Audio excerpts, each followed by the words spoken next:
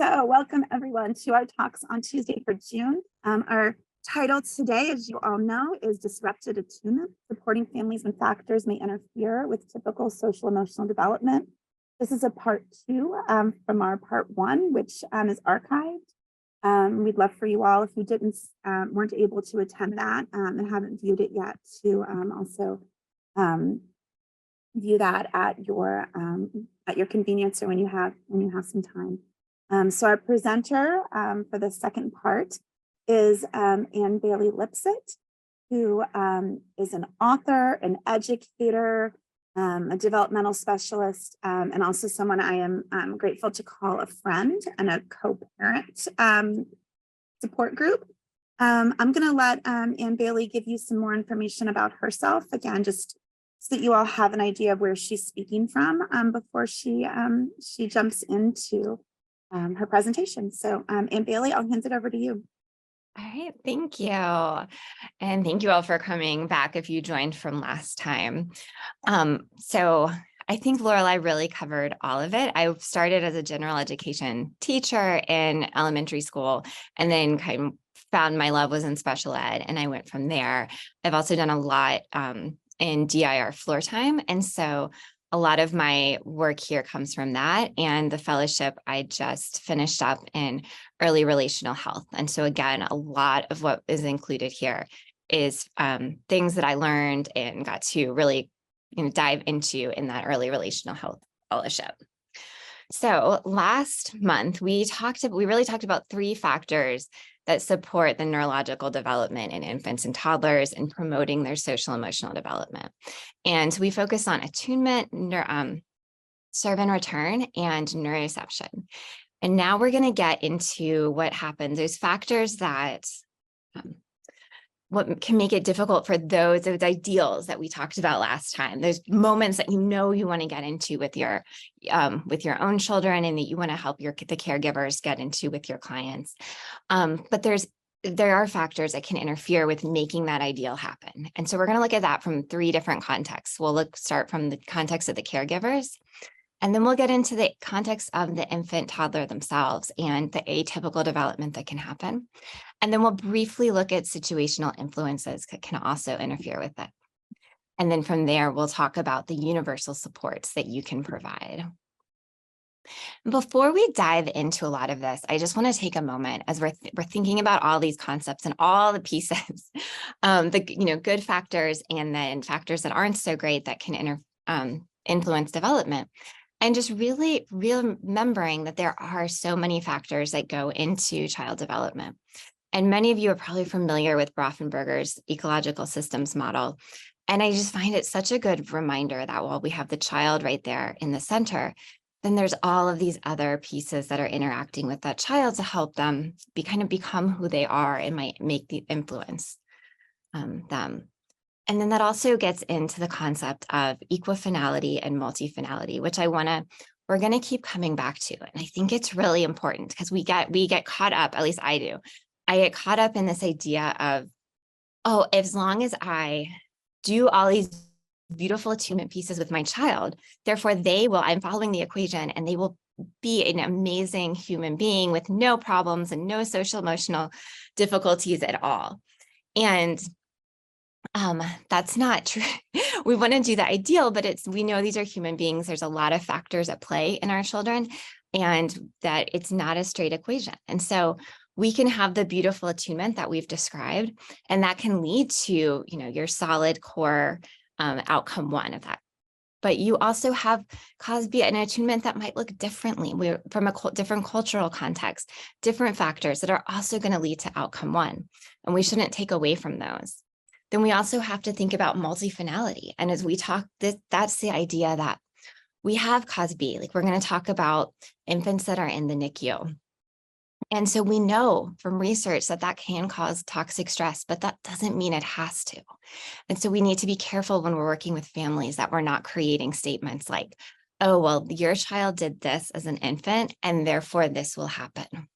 And from both pieces, I've had a good friend say to me once, oh, we were talking about, teens and mental health. And she's like, well, I'm doing all of that attachment stuff that I'm reading about. So my kids are going to be fine as teenagers. And I was like, oh, her kids are younger than me. And I had a moment of being like, yeah, I thought that too when mine were little. I was like, I got this figured out.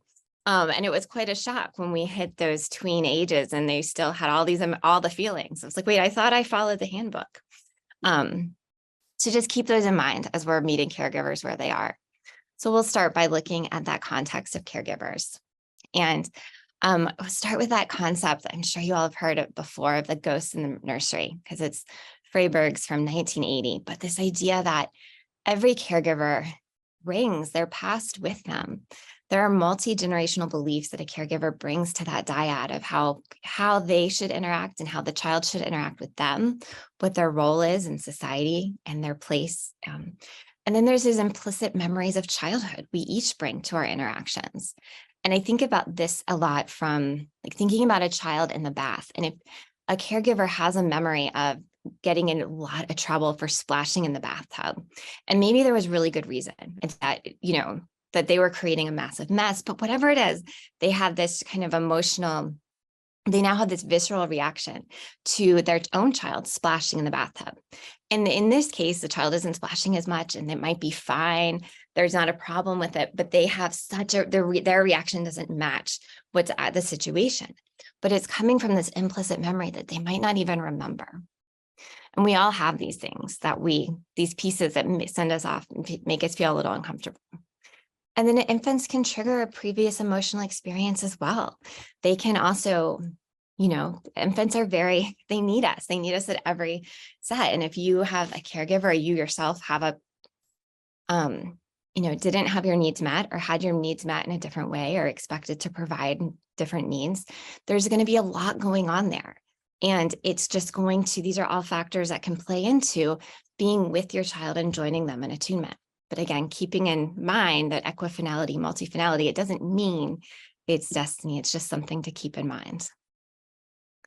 So then this leads into neuroception. And we talked about this last time from the perspective of the infant and toddler. And I want to think about it from the perspective of the caregiver and then from us ourselves. And that's that neuroception is that idea of kind of almost your spidey sense, that ability to know whether or not you're safe in an environment and whether or not you can stay in a socially engaged state or you need to go into defensive state or fight, flight, or freeze. And I'll briefly go over that hand model of the brain that I shared last time, and that we have our central nervous system taking in all that information and from the world and delivering it up through the brain and going through that brainstem, which is that regulatory piece, and then getting into the limbic system, which is that hippocampus where those deep implicit memories are going to be stored, and the amygdala, that smoke alarm of the brain, and then getting into that prefrontal cortex, which organizes and makes meaning of everything and allows us to stay in that allows us to make decisions and set goals and all that good stuff. So what happens is that we can, when a parent is in socially engaged state and their neuroception is saying everything's safe, they're really able to attune to their child and engage and serve in return. But sometimes something's going to happen. We talked about those implicit memories that are going to cause that amygdala to take over and the limbic system to take over and disengage from the prefrontal cortex. The circle of security model, if those of you who are familiar with it, does this really great job of helping parents identify these pieces, and they call it shark music. And they have this awesome video, and you can look it up on YouTube, of like looking out at the beach, and they have this beautiful music playing, and you can actually feel yourself just being nice, calm, looking at the beach. And then suddenly,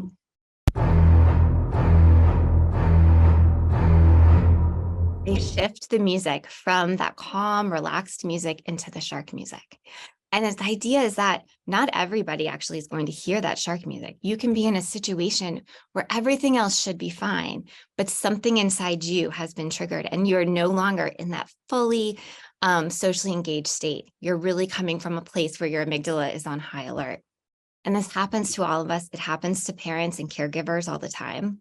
And it's also, it happens to us at work, and it's important to kind of be aware and be like, oh, wait, this sent me back.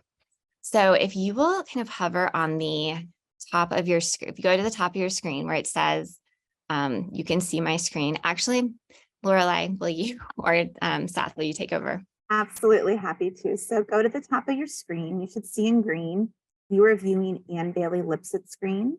Then right next to that, sorry, my camera's in the way. It says view options. You're going to click there, go down to annotate. It's the third one down. And then from there, the fourth one over on your horizontal strip is stamp. Just click stamp or highlight over, hover over it. And then you'll have 6 choices of different stamps you can use. Click the one you want and go ahead and stamp away. It's just important once you finish stamping to go ahead and use the X, the red X to close off and to end the stamp. So you'll keep stamping each page from there. Yes. All right. Thank you. Thank you for explaining that, because I would have ended up with craziness. So yes, we all have this piece that something sets us off. I included I like that someone else checked the glue stick tops, because when I was a classroom teacher, that was it. It was like, if I didn't, I had to choose between finding the glue stick tops or, staying with my class. And it was like, but if I don't find the glue stick tops, they're gone forever. And then I've lost control of everything. It was like this symbolic moment. But in reality, it wasn't that big a deal. So yes, thank you. Great response. These are all things that can send us into this kind of shark music state. And as we reflect on that, we can also help our the caregivers, the partners, the parents that we're partnering with start to reflect on this as well. All right, I'm going to go ahead and go on. Another factor that can interfere with a parent's attunement is the postpartum disorders. And we've got the baby blues, which is 85% of new mothers. It's so common.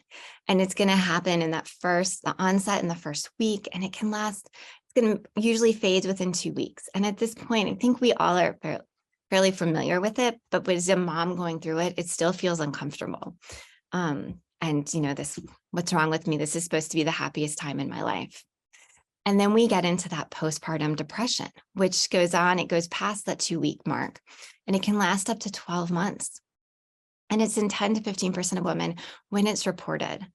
And I think a lot of times it doesn't get reported. A lot of people who have postpartum depression, well, they'll report it later. They'll be like reflecting back on it, but no one was there for me. Nobody helped me.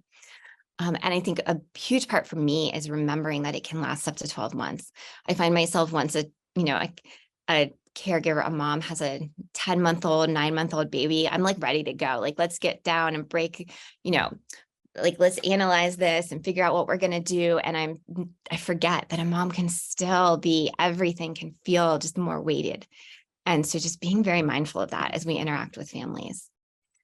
And then another piece that is rarely talked about is paternal postpartum depression, but it actually occurs in 1 to 10 fathers, and it can come anywhere in that first 12, those first 12 months of birth.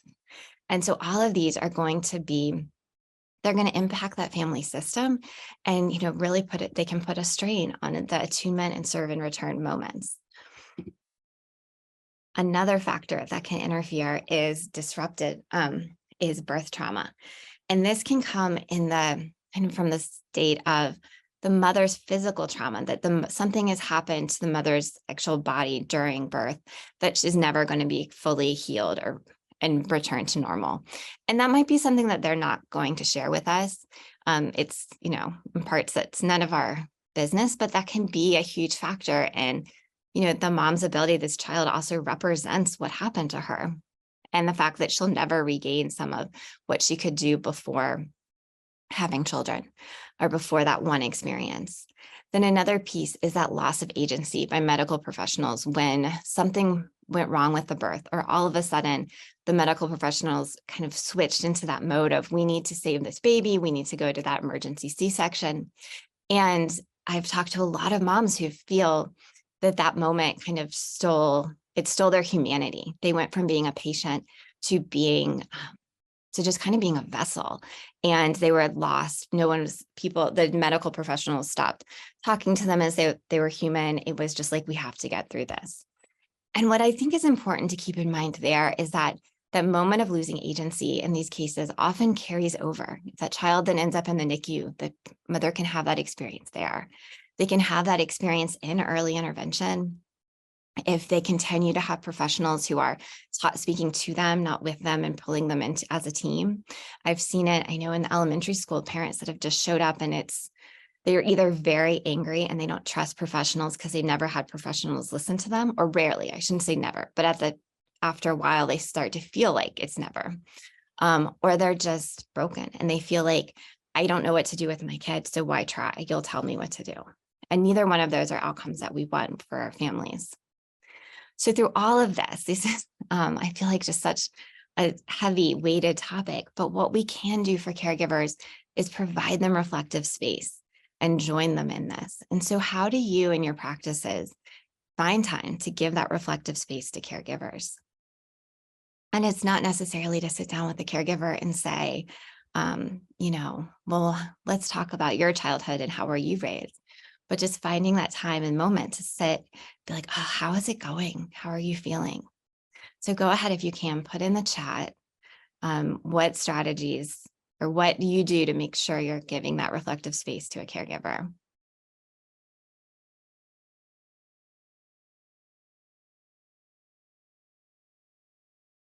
I know, I always try to schedule, let parents know I'm going to try to schedule, just make sure there's moments at the end where we can connect, or at the beginning where I said, before we get started, how are you?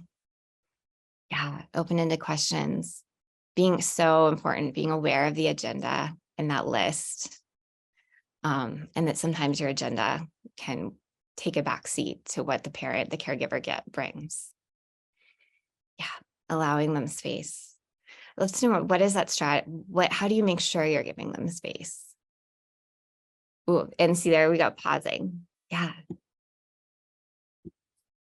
And maybe pausing after the parent shares. So that's even giving more space to think. I'm going to go ahead and go on, but I'm going to come back and read all of these. And I hope you all are reading them too, because you all are the professionals and have so much to share with one another. And I can see these great phrases coming through and great ideas. So we're going to go on to the atypical development of the infant or toddler. And the first part we're going to start looking at is the sensory system. And this isn't this part really doesn't even go into that atypical development as much as just the unique development of the infant and toddler. And so we're going to define sensory system really as we have the 5 main senses that we learned about when we were in kindergarten. I know I taught kindergarten, so I know those well. And then 3 additional ones. And we have the vestibular system, which has to do with your inner ear and that sense of balance that you have and your sense of time and space. And so there are children who really like to spin, they like to swing because it gives them this additional sensation of where they are in time, where they are in space. Where there are children who don't like that, they already feel secure, and swinging or spinning will actually make them feel more dysregulated. And proprioception also has to do with where your body is in time or space and has that deep pressure. Feeling of kids who are seeking proprioception also often want additional input on their body so they know where they are. Whereas there's some children who don't want that at all, and that would make them feel uncomfortable. And then interoception, that idea that your awareness of your body senses and your needs. And so someone with strong neuroception or interoception is going to know when they're hot, be able to recognize that, versus a child who doesn't have strong interoception might not realize that they're hot. They might not even recognize that they're sweating, and they could solve that by taking off a shirt or their sweater, knowing that you're thirsty, knowing that you have to go to the bathroom. And what's important we're keeping in mind with these 8 different sensory systems is that we all have different preferences for them. So we look at this with you're seeking them, you want more of that. You might be neutral, but then you're also avoidant. And we each have our own profile. So this is not something, we don't want to look at this from necessarily saying, oh, well, then there's a sensory processing disorder. We're not even getting into that. We're just using that sensory system and looking at what the child likes, the child's preferences, kind of make sense of their behavior.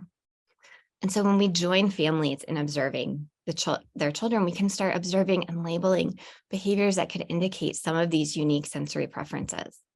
And joining with that, I wonder.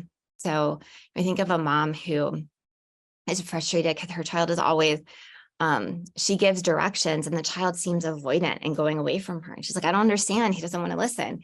And randomly being like, oh, wait a minute. When you gave that last direction and he listened, your voice was different. It was quieter. Have you noticed? Does he like loud sounds or avoid them? Oh, I don't think it has to do with him not wanting to listen to you. I think it might be the sound of the voice. What about when flushing toilets? Oh, he can't handle the automatic flush either. Those are so loud. And so starting to look through these different individual preferences, because we know children all are unique. And again, encouraging to notice the individual differences. What do they do? What toys do they like? Do they seem to want the music louder? Do they seek that? And one of my favorite things to do when I'm working with families is to get parents to start to reflect on their own sensory profiles. Because what they'll notice is they'll start to say, oh, what do they like and what do they not? So I think slime is a great example because I personally really enjoy playing with slime. So I really like tactile anything. But there's a lot of family caregivers out there who don't really want to play with slime. They think it's disgusting. But their child might really like it. And so while their child is at tactile seeking and wants to touch everything or wants to get into the water beads, and other parent, their primary caregiver is like, no, I really don't want to do that. And so that's okay. I think what I like to help parents realize is that, okay, you don't have to join them in water beads. They can enjoy water beads.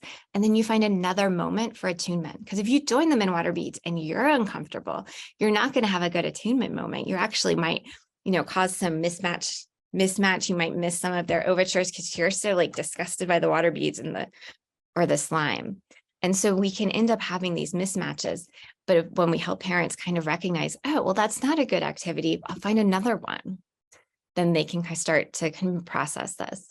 So I use that stamp feature again and think about a dyad that you might have seen some confusion with coming from that sensory preference. So maybe that, the child was tactile seeking and loved those water beads where the parent didn't want to join. And so you had to kind of help them find something else to do. I think about families that the child loves to swing, but the mom actually gets dizzy from watching the swing. And so being able to relieve her and be like, that's okay. You can find other times your child can swing. Let's find something else. So just stamp and there we go. Stamp in what you've seen, and then feel free to add in the chat any details about the situation. So for those of you who need a quick reminder, go to the top where it says you're viewing Ann Bailey's screen, click options, and then go down to annotate. And when you select that, you'll get a horizontal bar. You can hover over stamp and then select your stamp. A lot with that tactile avoidance. Be interested to know if that's from the child's perspective, the child being avoidant. Definitely, or the caregiver.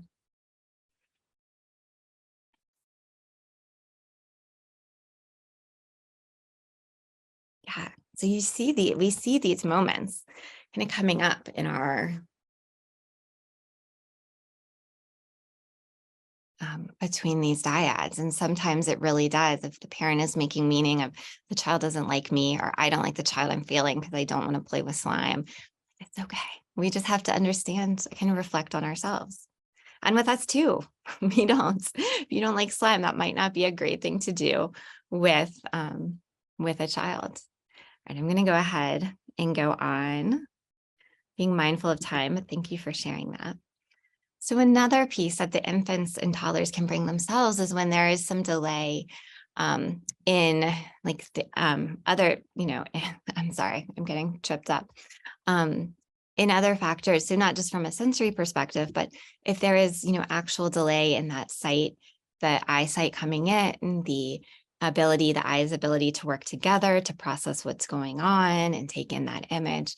And so this can interfere with just tracking that caregiver's face, tracking when the caregiver's coming, holding that caregiver's face in view. We're going to talk more about motor planning on the next slide, but then hearing, if there's a delay in the hearing develop, the hearing is, there's a hearing problem that's also going to the child might miss some of the caregiver's subtle cues that, all that mommy ease that we talk about with your voice going up and down. with hearing that child might miss it.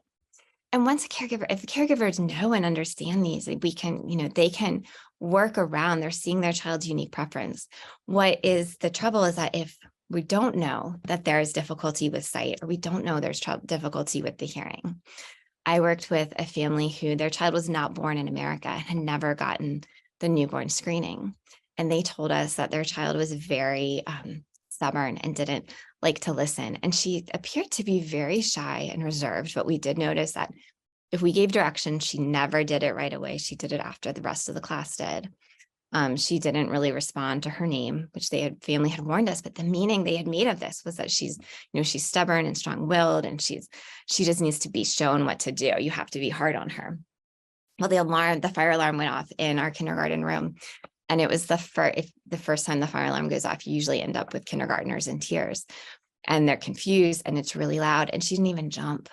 And we realized, the speech pathologist started working with her more on auditory and realized that it wasn't that she was stubborn and refusing to speak, it was that she couldn't hear. And it was such a reminder to all of us that we take this meaning that someone else has made, and we hold it and we start to apply it to students and the children in front of us. And if we had, just been able to kind of watch her and reframe for the parents, what could have happened earlier? And so delayed motor development can be very much the same piece of, you think about your motor development, it is everything we do to interact with each other is through motor planning. And, turning, even when we speech is motor planning, turning your head, being able to reach your arm to cue to a caregiver. And so someone who has a child who has difficulty with motor planning, or, delayed, they've got low muscle tone, they might have difficulty just being able to cue to the caregiver and that, hey, I need you, or respond to that caregiver's overtures. Meeting the pace of exchanges, that the caregiver is going, we talked about serve and return. If the caregiver is doing fast serves and the child isn't returning them, not because they don't notice them, not because there's anything, not because they don't want to engage, but because they are physically trying to, but it's just taking them longer to kind of organize their body to respond. We can often get this mismatch with attunement and serve and return. And again, it's kind of taking that, helping the parent see that attunement is also slowing down and noticing that child, helping them. So wait for them to respond. But another piece here too is if they are working really hard on their motor planning. And I think about, a child walking in sand for the first time, a child with really low muscle tone is having a lot of difficulty, and you feel really uncomfortable and frustrating. And they're spending all of that energy there. They're taking all of their focus. They're not cueing into their parent who's like, it's okay, you've got this. And so they're missing all of the co-regulation. And so we can kind of help parents slow down even more and be there and really kind of be very careful when we're putting that co-regulation in.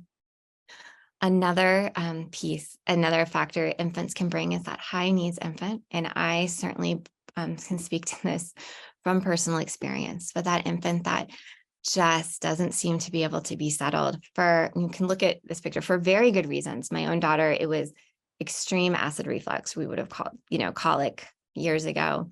This baby, we noticed after this picture was done, look at that little tongue. He probably isn't getting enough to eat, and that's frustrating. And all the soothing and calming doesn't change the fact that these babies are in pain or are hungry. And what happens is our caregivers feel rejected, helpless, they're failing. And nothing they do is going to helps their child. And then at the same time, that child isn't experiencing that baseline state of calm, and they're having difficulty co-regulating. And they'll feel co-regulated, but the pain comes back, and then it happens again. And that same piece goes on into that idea of they're missing that co-regulation. They're missing that opportunity for all of those. You're going to be okay, and I've got you, and that sense of safety. But again, can keep in mind that idea of multifinality and equifinality, just because this is what these babies bring, and that they might have difficulty in these moments, that doesn't mean there is going to be a problem. It's just something we can be aware of and help families understand. Another concept I really put a lot of thought in and really like is temperament, which is the idea from Jerome Kagan and Nancy Snedman that it's each one of us has a temperament, and it's our tendency to avoid or approach unfamiliar events, and that this is a genetic disposition based on the function of the activity of the amygdala. And last time we talked about the amygdala being that smoke alarm of the brain, and the amygdala takes in information. And so some amygdalas, you could put a piece of toast in the toaster oven, and that smoke alarm is going to start going off and being like, danger, danger, there's something getting hot. Whereas there's other amygdalas or smoke alarms that smoke could be pouring out of the oven. And it's like, you're fine, just open a window. I'm not even going to go off with this. And there's nothing that brings about this. There's not something a parent did to cause this. It can be genetic propensity of the amygdala, whether or not you have an excitable amygdala. And Kagan talks about how what then temperament comes is how we interpret and how comfortable we are with that physiological change in our body that the amygdala is triggering. So how are we responding to our body as it responds to that amygdala saying, hey, you need extra cortisol here. And so what usually happens is that a child with an uninhibited amygdala, that low smoke alarm, don't worry, they're low reactive. They can kind of go with the flow, and they actually might really like novel situations. They are going to enjoy it and seem just like chill. Whereas your child with an inhibited amygdala has that smoke alarm warning them about every little thing. And so they're going to appear very high reactive. And what Kagan and Sinbin write is that when we have to think about how we parent children in these different situations, and being particularly careful with children who are high reactive, that we're not treating it as willful. They're not saying, hey, I just don't want to go to school, so I'm going to, have difficulty unattaching from my mom. I'm going to cry about everything because I'm making that choice. It's not a choice. And so we can't treat it like we do. And if we punish children for this, or just, tell them to fix it, come on, just do it, they're going to become more irritable and uncomfortable. So then there's also, we run into just telling them to overlook it. You're fine. Don't worry about it. Don't worry about anything. Well, what happens, Kagan writes, is that when we do this, we create children who miss social cues. They miss kind of that moment of, when someone is looking uncomfortable because you're talking about something for too long, and you're able to take that cue and be like, oh yeah, I shouldn't, I'll change the subject, or you don't really want to talk to me right now, I'll go away, because they've been trained to. And so they become the ones who teachers are like, they're just not noticing that they need to stop talking in my class. And then the other piece that Kagan warns against is allowing children to retreat from the novelty because they're upset. They have these fears. And when parents kind of conform, if they say, okay, that's fine, you don't have to do it, so that's, that's scary, they're going to continue to be timid in new situations. They're not going to know, okay, this is safe. And I have to, so my daughter would definitely fall into this category. And at one point we were so excited, she was little, and we looked out the window, we were like, look, there's a bunny rabbit. And she goes, it's going to eat me. And I laugh now, but that was this, she was so scared, anything new. And so we now have pet rabbits. So hopefully we did something to help her engage with the idea that rabbits were not going to eat her from the car. But what we can do here when we're sitting with parents is help children's families see their unique nature. Your child isn't doing this. There's nothing wrong with your child. They probably have high reactive, and that's okay. This is who they are. And we can still attune with them and sit with them and acknowledge how they're feeling, but also recognize the malleability, that amygdala and the temperament. There's a piece in there that you can help support, and that this temperament is not destiny. And Kagan talks about that again and again. It's a tendency. And helping parents understand that yellow zone stress, that when our children get a little anxious, I think about, my daughter saying that the rabbit's going to eat us. And we could have said, oh, yeah, we'll go away. We'll leave. She would, we'll leave. You don't need to be near that bunny rabbit. She would have confirmed that, yes, bunny rabbits might eat her. This would be terrible. And so she would be scared of rabbits from now on. But helping her see, oh, that's really scary feeling. That bunny rabbit is going to come eat you. Luckily, it's, it's not. Let's, kind of helping the children notice their emotions, sit with it, be calm. We're talking about infants and toddlers, just helping them co-regulate, but without taking away that moment. Like we couldn't take away the bunny rabbit, but kind of sit with it. And so knowing that you can help your child tolerate that yellow zone stress, and then temperament is not destiny, and you're giving your child so much power. We're going to briefly get into situational factors. There are so many situational factors that can really influence, be a huge influence on the parent's ability to fully attune and socially engage with their infant and be there. The situational factor that we're going to focus on the most is NICU stays. And someone asked about this last time, and I found myself being like, oh, I don't want to get into that because I find it a really hard topic because we don't put babies in the NICU unless they have to be there. It's a necessity. And yet we also have research that shows that long-term NICU stays do create toxic stress that can impact that infant's neurodevelopment and cause long-term trauma in the parents. And that separation from the caregiver early on is traumatic. But, and this comes back to that multifinality again, that doesn't mean that if a child is in the NICU, their destiny is written for them. The research shows that the staff, the doctors and nurses, interventionists can create stress buffers that support the parent and the child and are there with them. And that is key to making the NICU not a long-term toxic experience for our families. And I know some of the families I've talked to that have had babies in the NICU, they talk about their nurses as though they are true angels, and their child might be 18 and they still remember the nurses' names and talk about that experience as very stressful, but at the same time, they felt held and heard and safe.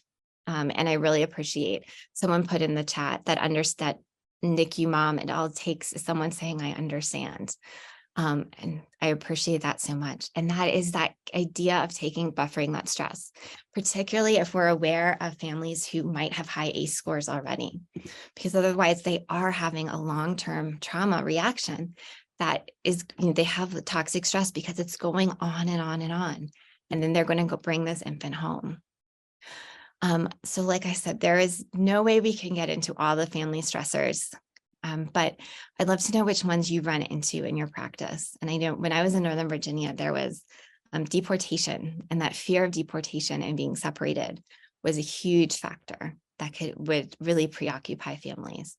There's incarceration. Go ahead and put in chat what stressors you find you're helping families kind of sit through and manage. Parent mental illness, yes. Another one I found was that one sibling, a very high needs sibling. So you might have a child with stable housing. Oh my goodness. Yes. The pandemic. Yes. And the financial stresses. And I saw that when I was in Northern Virginia, the families that were working 3 jobs, and to say that you need to sit and play with your baby was like, but I am going to go work. And so that I can feed my baby. So don't tell me to play with my baby because you don't like that's nice for you, but I need to actually have the money so my baby's not homeless. Yeah, food, homelessness, deployments, big one. No emotional support. Right. I'm going to keep going because I'm mindful of time, but keep putting them in there because all of these are so important just for us to be conscious of what our families are dealing with on a day-to-day basis. New diagnosis they weren't expecting. So now I want to get into universal supports we can provide. There's research around, I think Barbara Feast has research around how we turn family routines into rituals. And I love this because it speaks to that idea of busy families, busy working families that don't have time to sit and have these, beautiful hour-long serve and return sessions.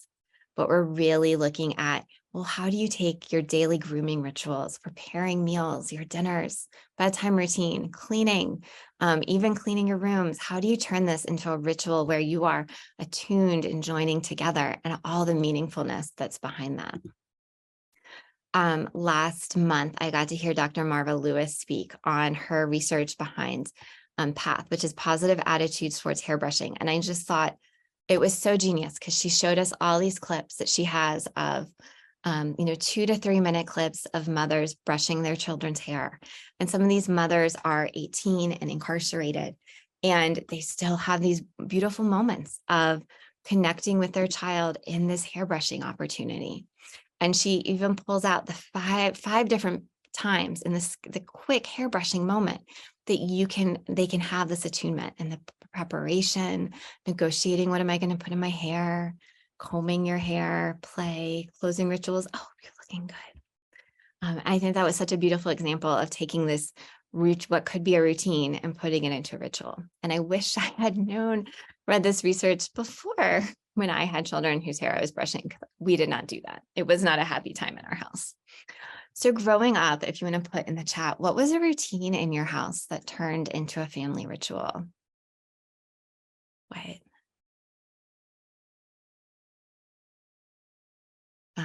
Oh, I love, Andrew said her 17-year-old today.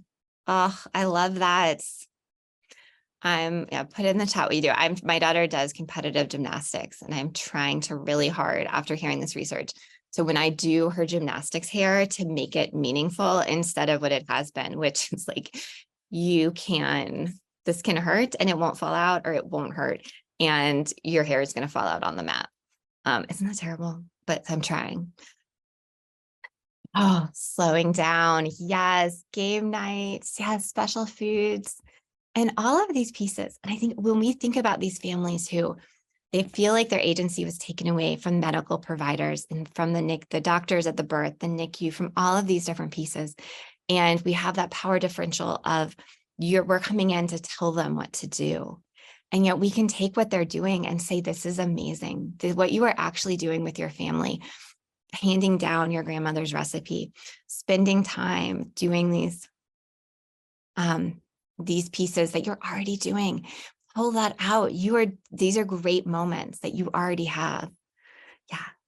And so through all this, as we're helping families recognize this, what we need to be doing is meeting them with this perspective that you are the expert on your child and you have a voice in your child's life. What you are doing with your child is important. Don't just sit back and kind of think, I'll just tell you what to do.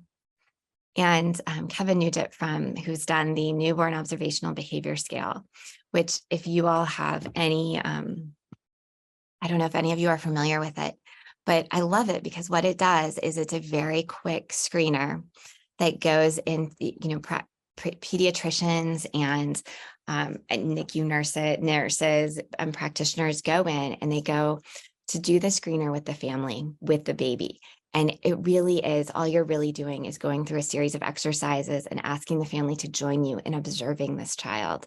And so you're doing different things to see, like, how does the baby habituate to light and sound? And do they pick their head up? And do they tune into the mother's voice? And there's no real, right or wrong. It's just that you're helping the family. Like, what do you notice? Look how strong she is.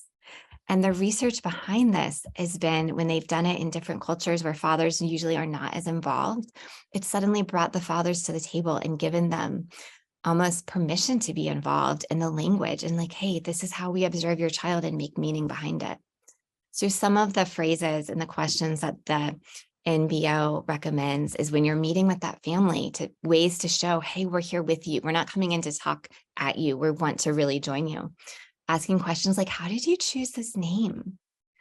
Tell me about your child. I have to admit, the first time the pediatrician said that to me when I had a 3-month-old, I was blown away. And then I realized I had so much to say. Oh, thank you, Lorelei, on putting that article in about the NBO. So just let's observe him and see what he's going to tell us about himself today. What about him makes your child unique? What is she going to show us through her behaviors? And what a gift to a new family to be able to say, hey, these behaviors are going to tell you about your child instead of these behaviors are telling us what's wrong with your child. What struck you about your infant's behaviors? What did you observe? Because your observations are really important. And I want to know what you saw. And maybe I missed that. And so through all of this, what we're doing is making meaning and helping the families kind of really connect with that child, see what's there with an open mind. And then when we have the family who needs that reframe, oh, she's pulling away because she doesn't like me, he's rejecting me. Well, helping them kind of investigate, well, what's going on here? Don't think it's that he doesn't like you, but let's see. Let's check his tongue. How's that latch? all of those pieces. And so we got, joining those families in that joint endeavor, we're giving parents that efficacy that they need, that they a lot of times haven't had. Helping families understand the developmental significance of behaviors. I find this to be really important when I'm working with families whose children have atypical development, because they're in that their children might have been, they're developmentally delayed. So they never went through the terrible twos, and they had beautiful behavior at 2 and 3. And then suddenly at 4.5, their child has turned into just a no machine, and their child is experiencing their own agency and expressing individuality. And the parent is like, what has happened? My child used to be an angel. And so instead of helping the parent see, this is amazing, this is exactly what your child needs to be doing, this is wonderful. Now that doesn't mean you're allowed to get them, they don't get their way, but that you are rejoicing and celebrating in this very difficult behavior, because this is what we all have to go through. And then making sure we monitor our own judgment during these discussions, particularly in a cultural basis, remembering that what we know as common isn't because it's part of the predominant culture, doesn't mean that's exactly the right answer. That doesn't mean that it's exactly what's happening and that the other cultures are wrong. And so we're being non-judgmental. We're just making observations and insights. And then explaining the behaviors as a part of the individual's whole child being. So when we do this, when we join that caregiver, what we're doing, helping the caregiver, is that we're engaging their prefrontal cortex. And we're giving them language. So when they're with their child and that shark music goes off and they become uncomfortable, they actually have things they can start doing to start looking and saying, what do I observe about these behaviors? What am I seeing? Kind of to, self-talk, to bring themselves back. Joining in with the caregiver signals the safety and security, so that if that caregiver has had bad experiences with practitioners, and so their shark music, so for some parents, their shark music is the practitioners coming in and telling them what to do. And when we join in with them, we're helping signal that safety and security. It's helping them stay present in the moment without that increase in cortisol, and it opens them to attunement. And so our key takeaways here are really just honoring that parent as the expert on their child. Not to say that we're not the expert in our fields, but we might know statistically what's important, but we don't know what's going on with this child. And so we don't know all the pieces of this child. So we'll honor that parent as the expert on the child while we bring in our ideas from our backgrounds. Create space for parent reflection. Help the caregiver see their child with that non-judgmental questioning and labeling, and then be that stress buffer, because we know that's huge. And we'll never know the full story behind some of the observable behaviors, particularly when it comes with caregivers. There's many times I've seen, you see a caregiver do something that you're like, oh, that's not good. She should not be doing that. And why is she doing that? And you make assumptions. And that's not helpful for anybody. But when we can join the caregiver, we don't necessarily have to know the whole story, what's going on with the caregiver, but we can join the caregiver in observing a child with awe and wonder. And then that is what's going to help them lead to attunement with their child, new meaning making, and creating new rituals. All right. Thank you. That's all I have. Thank you, Ian Bailey, for spending this time with us. And I know that that you did spend a lot of time really thinking and preparing for our audience, and thinking about what interventionists who are working with infants and toddlers, how to support caregivers in this beautiful process of attunement with all the challenges that might be there. I know that I have grown professionally and personally in new ways with reflecting on this. So thank you for that content and the opportunity. We do have a couple of minutes. So if there is a burning question for Ann Bailey that you would like to ask, why don't we put that in the chat and see if we can help you in moving forward what you're thinking and reflecting on. We'll just give that a minute.